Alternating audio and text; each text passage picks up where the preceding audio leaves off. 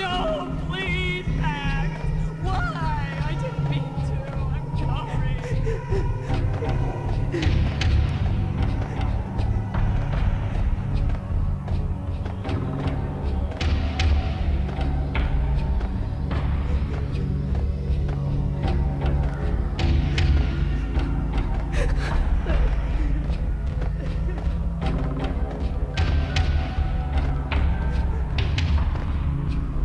Should've known it when we found you snoring next to Lupino's corpse. A comedian, huh? Michelle looked at me from the photo. The Payne family. Happiness captured in a Polaroid moment. I had thought it would last forever, till death do us part. I didn't want to think about it. As long as I didn't, it could never happen. But I had broken my own rule.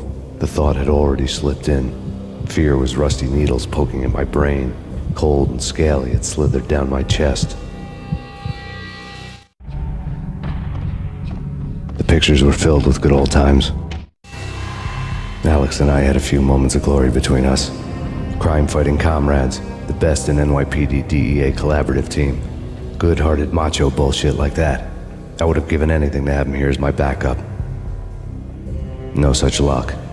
No luck at all.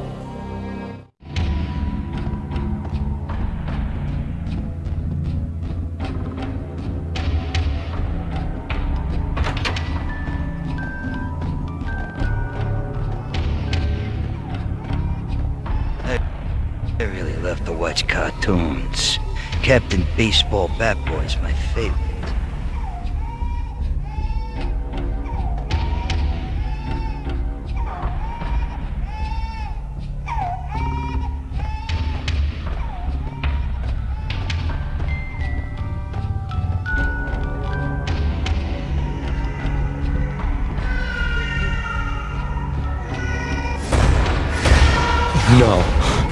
No, please God, no.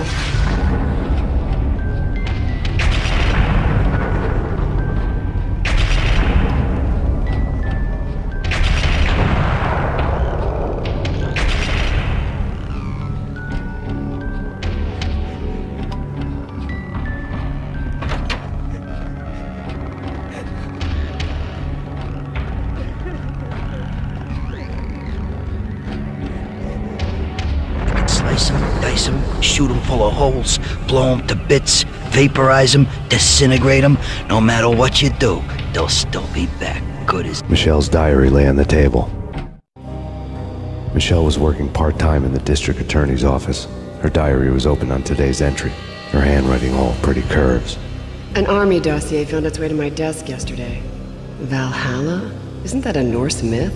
Something about Vikings? I tried to tell Max about it, but he was busy, that cute frown on his brow. Guess it's nothing, just a mix-up at the courier service. From now on, I would always find time for her. It was a hollow promise. Too little, too late.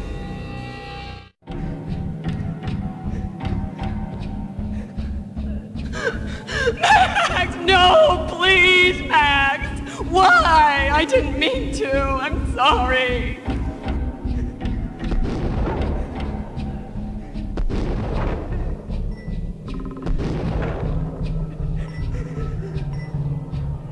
Murderer! You killed her! Nothing like that ever happens in the real world.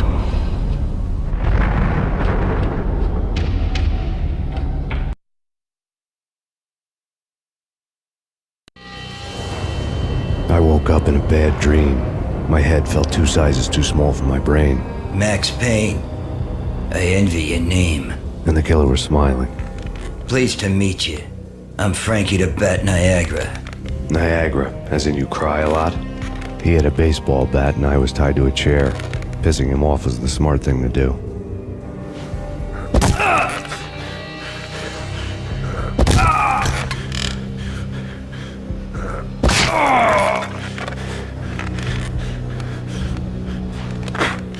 Nothing wrong with a little laugh now and then. Take me, for example.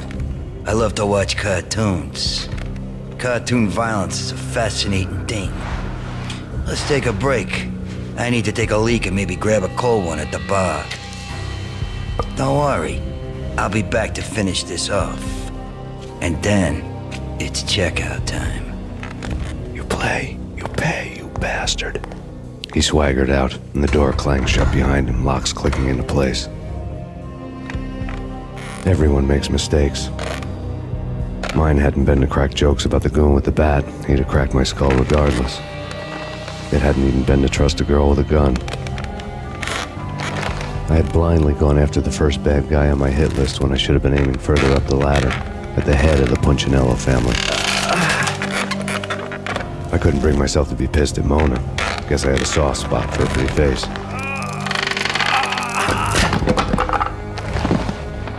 But when somebody decides to play baseball with your head, you tend to get sore.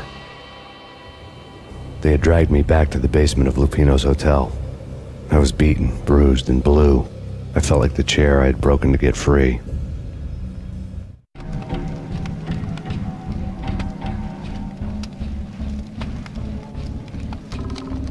All I had was Niagara's bat, sticky with my own blood.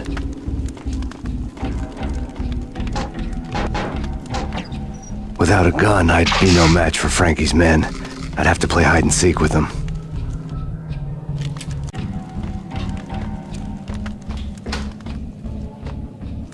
It's Frankie's turn. We'll take care of it. It's Frankie's turn.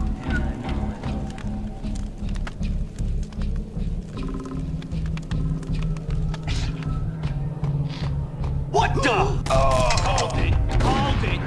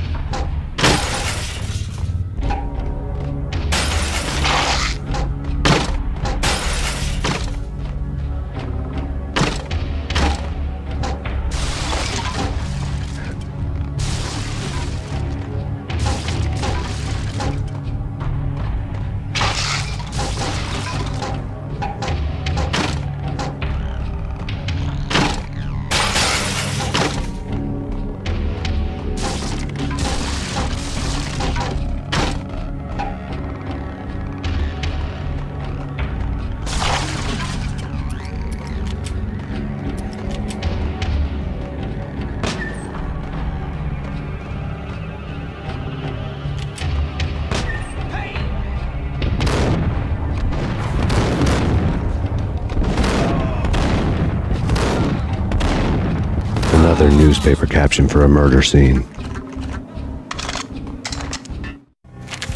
Frankie had left his calling card, a Captain Baseball bat boy strip, next to a sewer passage filled with bodies. You'd better not mess with Captain Baseball Bat Boy. Even my archenemy, Bicycle Helmet Girl, swoons at the sight of me. Aha! There were enough corpses to put a mass murderer to shame.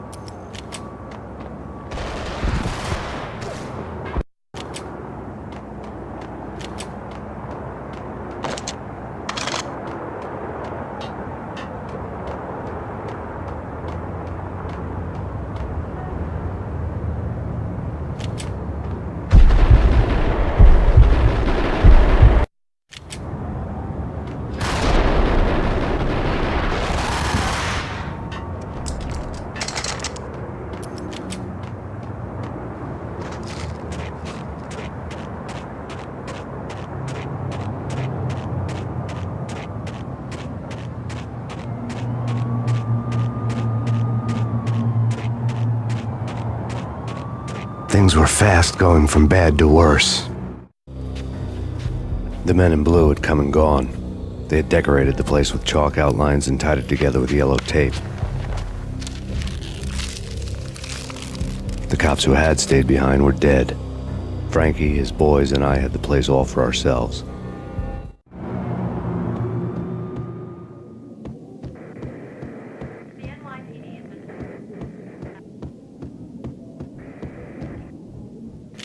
Just forget about it. Just forget about it. Hey, just forget about it. That crazy witch, you should have heard her. She was a real scream when the boys caught her trying to cap the Don. Oh, that's friggin' bad. To the trio?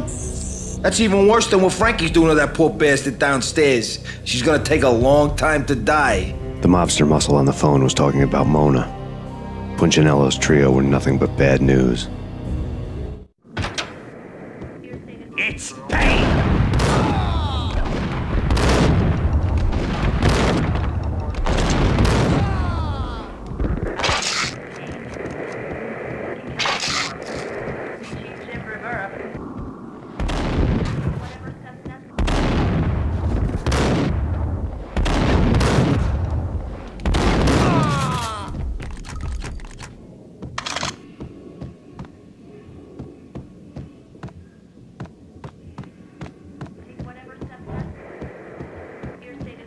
More evidence that Punchinello didn't like me much.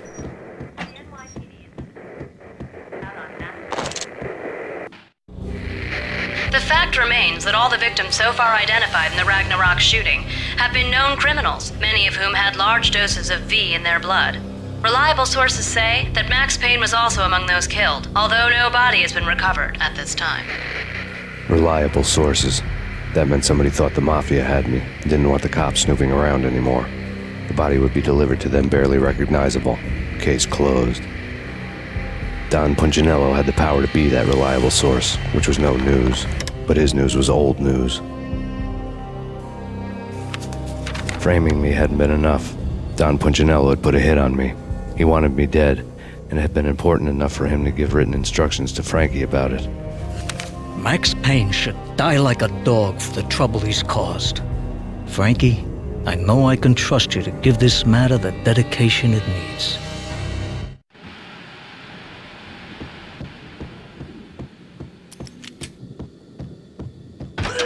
What the?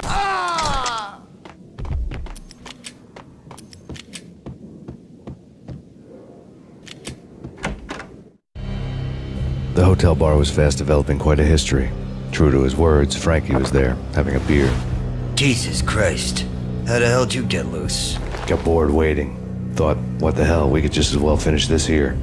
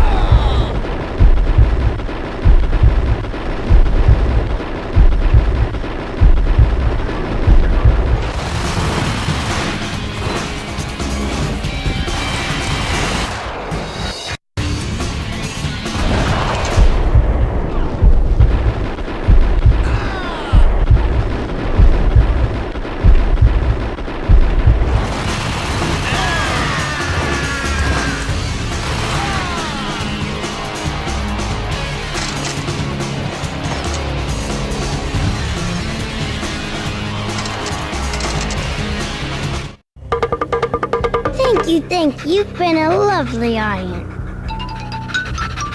Had enough? I don't play with girls anyway. Unfair! I spotted the tail as soon as I left the hotel. A big black Mercedes. I'd seen the car before. That time it had heralded impressive explosions. Vladimir was back. Bang! You're dead, Max Payne. I might have laughed if I remembered how. What's this supposed to be? Cops and robbers? Look, you want something with me? Get in line. Peace, man. Relax.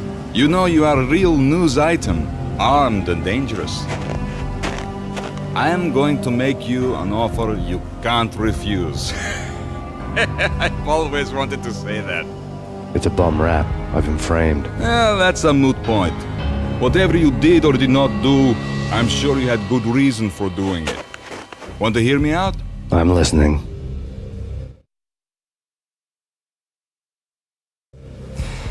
Punchinello messing with V is bad for business all around. But that's not all. There is this guy, Boris Dime, used to pull jobs for me. He's the captain of the cargo ship Charon. Now the bastard turncoat has gone over to the other side, Punchinello's. The ship's loaded with high-res hardware, guns, my business. If Punchinello gets hold of that cargo, he's won and I have lost. And you'll have your work cut out for you. If you want to get to Punchinello, you need heavy-duty persuaders. I am just the man to get them for you. Change the ship back under my flag, maybe pop 2 in the traitor Dime's head while you're at it. You'll get enough guns to start the apocalypse. You in or out? Let's get this show on the road. Vladimir was one of those old-time bad guys with honor and morals, which made him almost one of the good guys. None of us was a saint. The Brooklyn riverfront was a maze of rusty containers, sharp-boned cranes looming up from the snowstorm. On a night like this, you couldn't help but think of the dark army of dead men sleeping with the fishes, cement shoes in line. No Minotaur lurked in this labyrinth, but somewhere out there, on the clanking deck of his cargo freighter, the skipper of the Chiron was waiting, like the ferryman in the river Styx.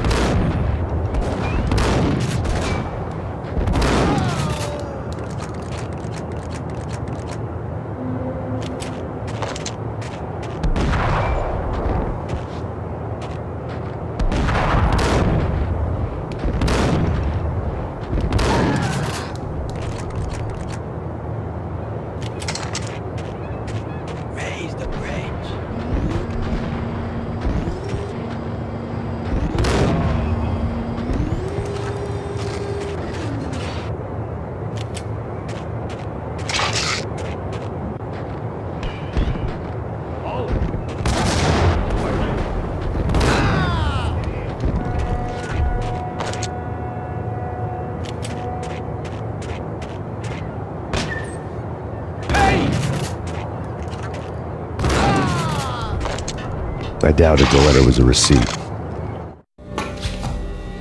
Rico Muerte had come to town to do more than just sort out family troubles. Exhibits number 1, 2, and 3. A briefcase of money, a sniper rifle, and an envelope with one word neatly printed on a folded piece of expensive paper. Mayor. It didn't sound like a mafia contract at all. It was too cold and too to the point.